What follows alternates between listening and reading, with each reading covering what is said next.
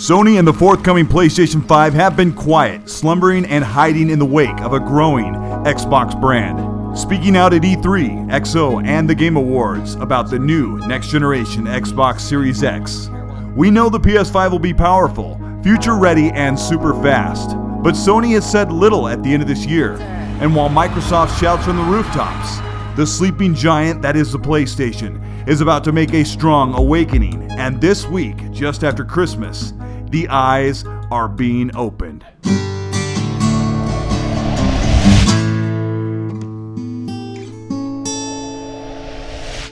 This is Colteastwood. Thank you so much for checking in. As many of you know, I am excited about both the Xbox and PlayStation consoles, and news for the PS5 is finally coming in. Yes, we've heard quite a bit about the PS5 all summer long and all fall, but not much of it has been very believable when it is bounced off of the messaging from Sony, expectations from AMD, and possibilities aligning with price. So this week, we heard news from someone connected with a trusted, tried and true source, and I'm going to cover it. Because it appears to line up with reality, and that reality gets me more excited to hear official word from Sony about their PS5. Sources will be linked in the description, and if you're good with that and a little bit of what we call quality educated speculation, leaks, and information based on known hardware, give this video a like and subscribe to the channel. Now, you're here for the PS5 news, so now that those disclaimers are out of the way, let's get to it. The PS5 is Sony's 5th generation PlayStation console, being hailed as their fastest console, a platform for the world's best games, and the market lead, soon to continue when it releases in the fall of 2020. A source linked with Komachi, an AMD hardware specialist that correctly linked the Xbox Series X or Project Scarlett power predictions. Rogame, a data miner connected to Komachi, posted this. Oberon, which is the codename for the PS5 dev kit. Navi 10, 36 compute units, 14 gigabits per second of GDDR6 RAM. An aerial codename was designated for the quote, full chip result already fixed, end quote. For the final PS5 specs hitting at 1556 gigabytes per second GPU graphics clock, which for those keeping track, that is 25% more powerful than the current Xbox One X, but with new Navi architecture. Instead of boasting an 8.4 assumed teraflop count, the Navi architecture puts the PS5 at a staggering 9.2 teraflops of compute power. We'll get to that in a minute. The PS5 has 36 compute units of Navi compared to the 36 Radeon older generation in the PS4 Pro. Not to be alarmed, the new generation Navi power in the PS5 is likely more powerful than most desktop GPUs on the market for this price. Put simply, the 1440p checkerboard visuals of the PS4 Pro would easily run at native 4K or dynamic 4K with all the bells and whistles on the PS5. Look at the visuals afforded by the current PS4 and crank up the settings, physics, and lighting, and take the 30 FPS of games like Spider-Man in the open world, and the new CPU at 3.2 GHz will push new games to 60 FPS and beyond. In fact, the new CPU in the PlayStation 5 is not far off, only about 12% slower than the Xbox Series X. Both are fully capable of 60 FPS open-world AAA game worlds on console. This reinforces the assumption that the PS5 is targeted for a $400 price point, compared to the Xbox Series X at a rumored $500 or $550. Sony has found the perfect balance of high-end visuals, fast performance, and an affordable price that leaves the massive Xbox Series X at an estimated $500 with 30% more power. This is akin to the power advantage that the launch PS4 had over the Xbox One with games not hitting native resolutions. Then it was 900p, just under the native 1080p. For the PS5, it may be a sub-native 4K with checkerboarding, but the 9.2 teraflop PS5 has more than enough horsepower and bandwidth to hit native 4K on more games. Where the data miner's information gets inconsistent is Sony's claim that the PS5 will have ray tracing, but the data omits hardware accelerated ray tracing. We know the PS5 will have it. Mark Cerny from Sony has said that they will support hardware accelerated ray tracing, but it is missing from the code listing and so is VRS. VRS is variable rate shading, which is a DX12 efficiency API to get more power out of the available hardware.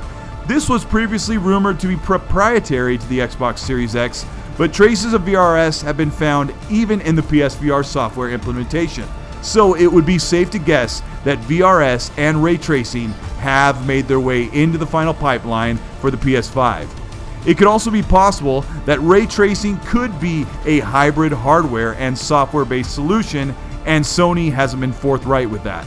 But at this time, this older mine data and some things just don't add up, like bandwidth speeds.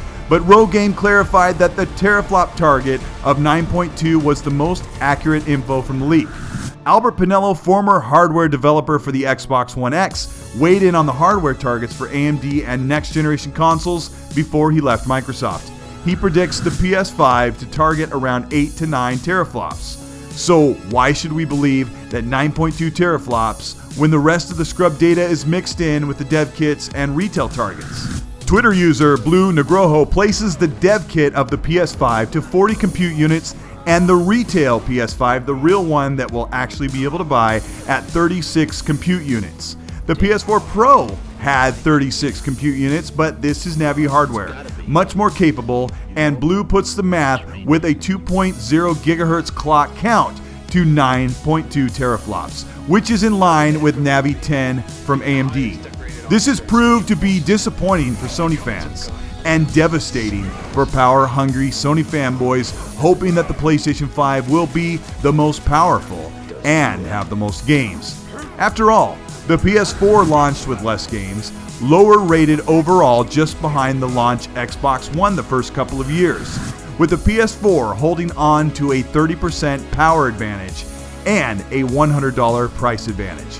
Whether most want to admit it or not, it is critically important that the PlayStation have a powerful launch console next year, and that the games live up to the promise. Thankfully, even with a 30% disadvantage for power, the PS5 has leverage afforded by the prospect of being likely $100 cheaper than the Xbox Series X. This is why the concept of a 9 teraflop PS5 is okay, and even desirable for those that wish to stay on the PlayStation platform. It will be cheaper, games will look phenomenal, and the performance of comparable games will keep up just behind the Xbox Series X with a few concessions. In 2013 through 2017, a long 4 years in the PS4 generation, as exclusives were slow to gather on the consoles, power mattered more than anything, as each game was painstakingly compared against the lower-powered Xbox One. And once Horizon Zero Dawn had arrived and PlayStation was making good on games promises, the Xbox One X took the power crown for 3 years, and it will continue with the Xbox Series X. And for Sony fans, and for the die-hard Sony fans, they will have to accept that in most every way, the Xbox will be the superior console to play most every game, and games, whether multi-plat or exclusive, will look absolutely incredible even on the lower-powered PS5. That is, until they announce the PS5 Pro. This is Colteastwood. Thank you so much for watching. I was enjoying my time off for the holidays until this PS5 news hit.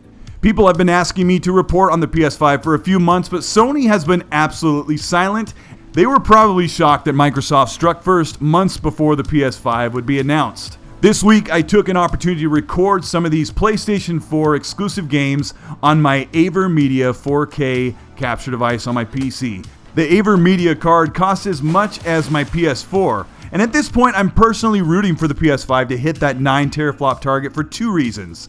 First, it puts the reality of the final console close to $400, which saves me $100 when I buy both the Xbox and the PS5 at launch. The other reason is that games will look and run incredibly at a dynamic or native 4K 60 with the extra next-gen visuals and super fast load times on a PS5. Xbox will be my main, where I buy 28 of the 30 games I play each year. A supplemental console like the PS5 for exclusives is perfect for me. I just got a Nintendo Switch finally, and it's taken a minute to warm up to it. The console's really cool itself, but the first-party games, which are highly rated, are just not really my type. But I'm willing to recall that 90s type gaming I left behind when I grew up. If you like this video, please let me know and hit the thumbs up and subscribe to the channel. Join the channel members that get early access to content, or join my Patreon to support the channel each month. Thanks for a great year. I grew some 23,000 subscribers in 2019, over 5 million views, and I put out 50 new videos this year. It's been such an honor to talk gaming with each of you. Thanks for all of you that hit the video when it goes live. And remember, because it's a new year and you want to do it right, please be nice.